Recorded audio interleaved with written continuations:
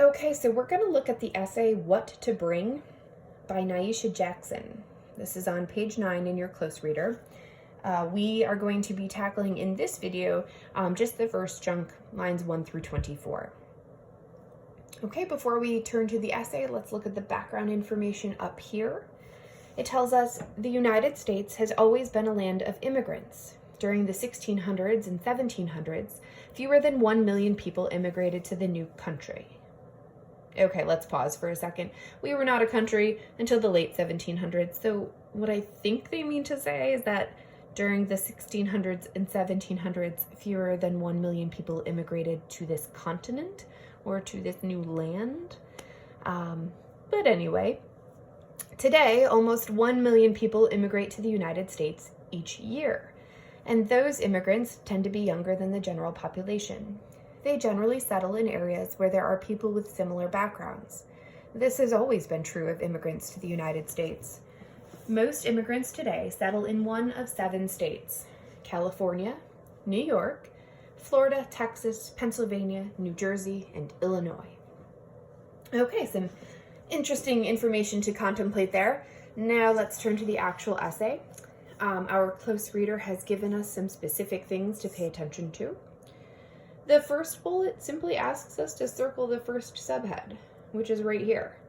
I like to box things in instead of circling, but this is what it's asking you to make note of. And I think the reason why they want us to pay attention to that is because they want us to focus on how this is structured. The author has organized information into different sections, and it's going to help us understand the article better if we pay attention to that as we read. Okay, the second bullet down asks us to underline the reasons people immigrate to the United States.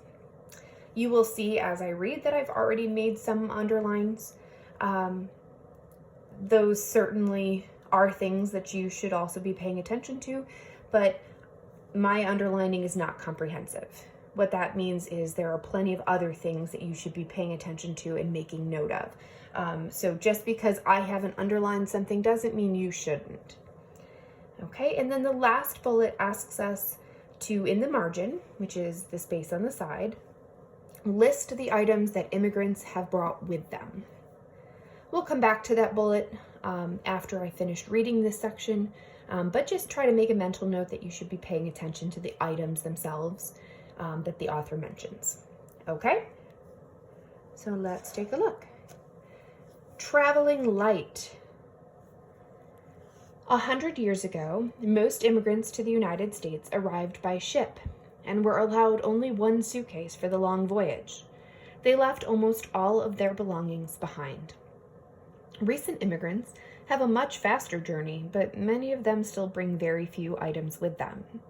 Some modern immigrants move to the United States to find a better future, owning very little in their countries of origin. One immigrant from Central Africa arrived at Kennedy Airport in 2002 with 20 cents. He worked in a car wash as he earned his college degree in finance. A man who emigrated from Honduras brought a ceramic Zorro pencil sharpener, which is now a treasured family possession. Other immigrants are refugees escaping oppression in their homelands. And you'll see over on the side here, I've made a note of what oppression means in this context, and I would copy this down.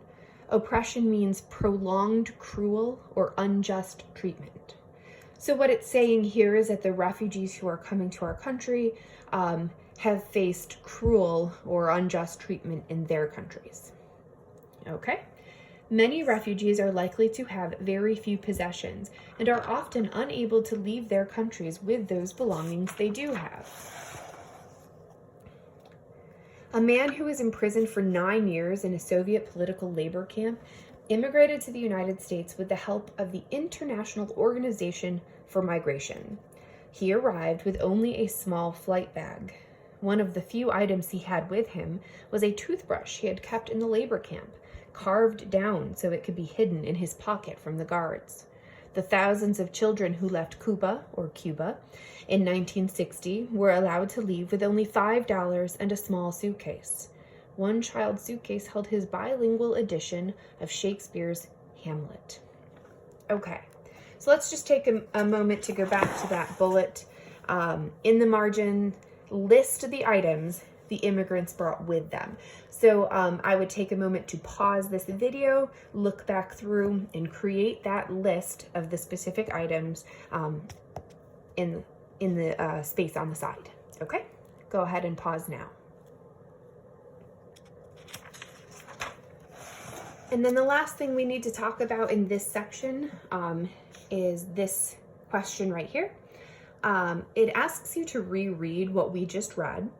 And then it asks, how does the subhead hint at the information in this section? Support your answer with explicit textual evidence. Okay, first of all, explicit textual evidence, that means they want to quote. Okay, and as always, it's a good idea to ACE your answers. ACE, remember ACE stands for answer. Turn the question around and complete the statement to answer. C stands for cite, pull a quote. And E stands for explain. Tell me how the quote that you pulled specifically supports or connects to your answer. Okay, so that's just in general how you should be answering questions. And when it asks for explicit textual evidence, make sure you're quoting.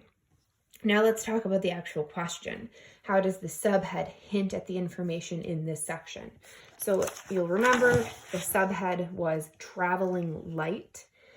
So think about that phrase and what it means and how it connects to the information in the section. So typically the phrase traveling light means don't pack that much. But here they really can't pack that much for different reasons. So the question is asking, how does this subhead hint at or clue you in or sort of give you like it sort of foreshadows what it's going to be talking about in this section. So that's what it's asking for this question here. Take some time to answer that, and I will see you in the next video.